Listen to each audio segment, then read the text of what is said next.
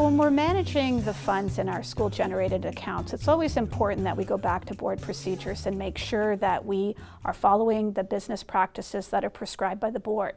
Principals and vice principals need to always be mindful that following these processes will help them, because if they're following the procedure, they are following good banking or good business practices. So that's the first thing to keep in mind.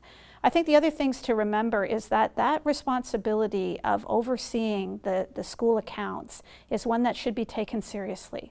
Principals should be scrutinizing transactions. They should be looking at account balances. They should be mindful of going through that account on a monthly basis, understanding how money has been deposited, spent, making sure that the corresponding receipts, the paperwork is all in order. That's not something that should just be delegated.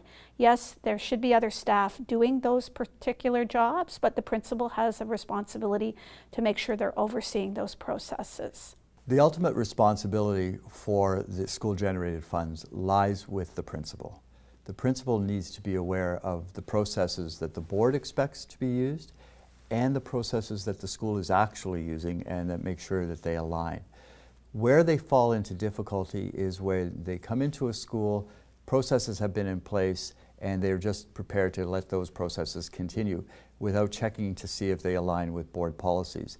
And those are the situations where we find difficulty for principals and vice principals, because they assume that there are certain things occurring, and sometimes they're not occurring correctly and within the law. When we're talking about school principals supervising the school-generated funds, it's important that they engage the staff in meaningful conversations around the budget and around how money gets spent within the school, that the procedures and protocols are communicated clearly to the teachers and the other support staff.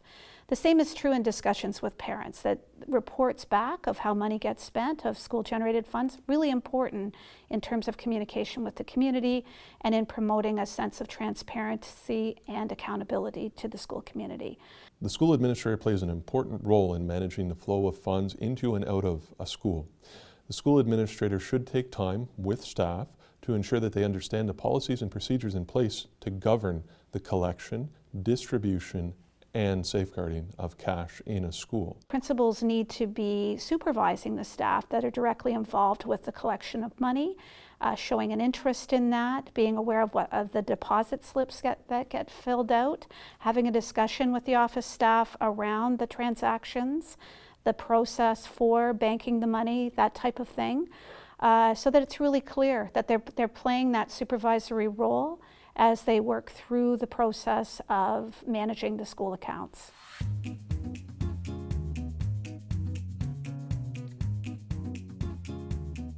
The policies and procedures governing school-generated funds have been put into place to help protect and safeguard the funds that are collected, to ensure that the funds collected are used for their intended purpose to benefit students. It's also important that we recognize the policies and procedures are in place to protect administrators and staff, to ensure that there's an appropriate structure in place such that schools are accountable and transparent with the collection, safeguarding, and disbursement of financial resources within their schools. Principals should ensure that those individuals who are actually collecting cash or checks, but generally cash, are adhering to the board policies with respect to that. How many people are counting, how the deposit is made, where is the money deposited to. However, if a principal suspects that there's some irregularities with respect to that, they need to report that immediately and investigate that immediately. If a principal suspects that the processes and procedures are not being followed correctly with respect to the school-generated funds or other budget money within the school, I think it's really important that they bring that to the staff members' attention quickly and directly, and in a supportive way, in helping to ensure that the staff member understands what the processes are, to evaluate whether more training needs to take place or more communication. Perhaps those procedures aren't clearly understood by the teachers or the office staff, and in that case the principal would be performing their supervisory duties of overseeing that and correcting and discussing the matter further with the staff member. When an administrator becomes aware of a staff member that is not abiding by the policies and procedures set forward by the board, it would be appropriate for that administrator to provide some additional opportunities to make the staff member aware of the policies and procedures, but to also connect with their family of school superintendent to discuss the situation and determine appropriate next steps. If it's a fairly minor matter where perhaps the envelope of money did not go down to the office in the correct way and it's something that can be corrected right on the spot, that's one thing. But if there is a repeated pattern or there's something more serious where there's money missing, it is important to report those things to the superintendent who's responsible for your school. They can be a support, they can help the principal problem solve around how to monitor the situation better, what other training could be put in place, whatever corrective action needs to happen. So keeping your superintendent involved is a good idea. If it's large sums of money, they also need to work with their supervisory officers and perhaps report that to the police.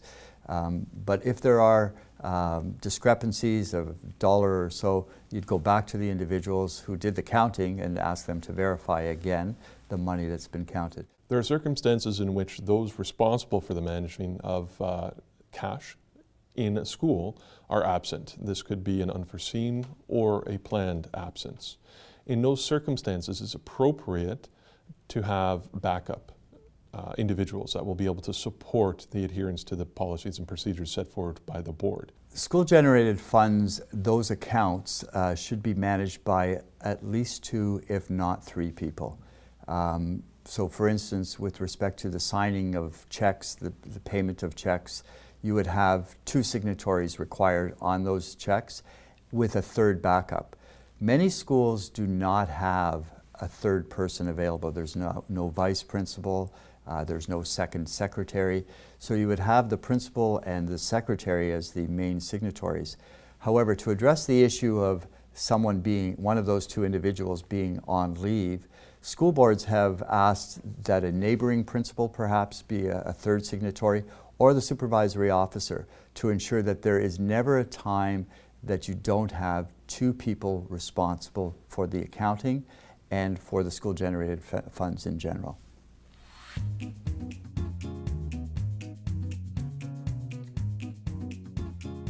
When we're talking about the school-generated fund account, I think it's always important that we remember that when we're generating money, we need to have a plan in mind of how that money is going to be spent. And there are projects that take more than 1 year to achieve the goal of buying new playground equipment, for example, or new IT equipment. So it's important that, again, principals go back to their business procedures that are within the board and have an understanding of how they are allowed to invest those monies, if that's what's going to happen in this case, if it's a fund that's going to take some time to generate the money for a particular goal. School-generated funds are collected for the purposes of students and student use, because the vast majority of that money comes from students and their families. Those funds should be expended by board policy in the year that they've been collected or for the subsequent year. So principals are required to develop a plan with their school council on school-generated funds, how those funds are going to be expended, and they have to report on that. It's really important that we're mindful of what the procurement guidelines are. And that's a fairly new concept for principals within the last 5 to 10 years. And it really springs from this idea that we're spending public money, and it's really important that there's an accountability perspective as far as the public goes, that we're getting the best price, that we're making sure that the funds are being spent in a wise way.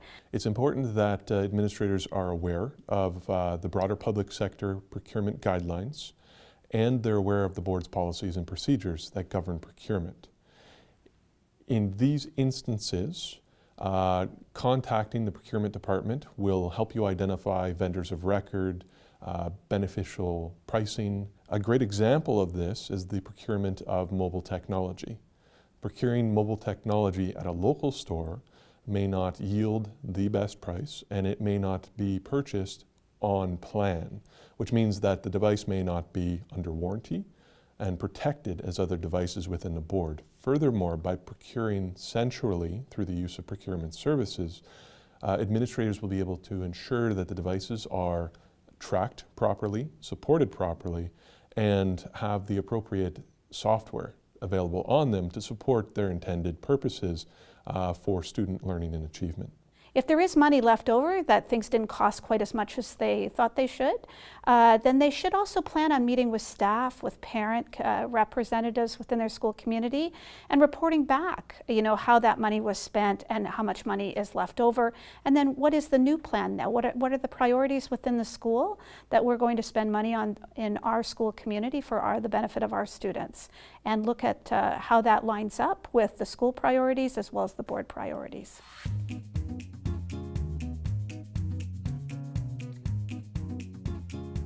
I would strongly advise that principals know what the board policy is, know what the procedures are, share those procedures and policies with their staff, review them on an annual basis, and ensure that he or she is working closely with the school secretary to make sure there's consistent administration and implementation of those policies and procedures at the school level.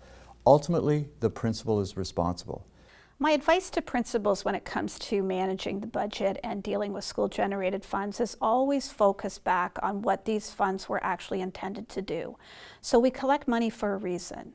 We collect it to support student achievement and well-being, to support the students within our school community, and absolutely the intention should be that the money is spent for that purpose. At the same time, we need to make sure that it's aligned with the priorities within the board and within the school itself, and that we are able to account for how the money's spent, and that we are communicating clearly with our school community as to how that takes place. So that's a key piece in all of this, is that principals need to be accountable for the funds within their school, and they need to be transparent in the way that they're managing those funds.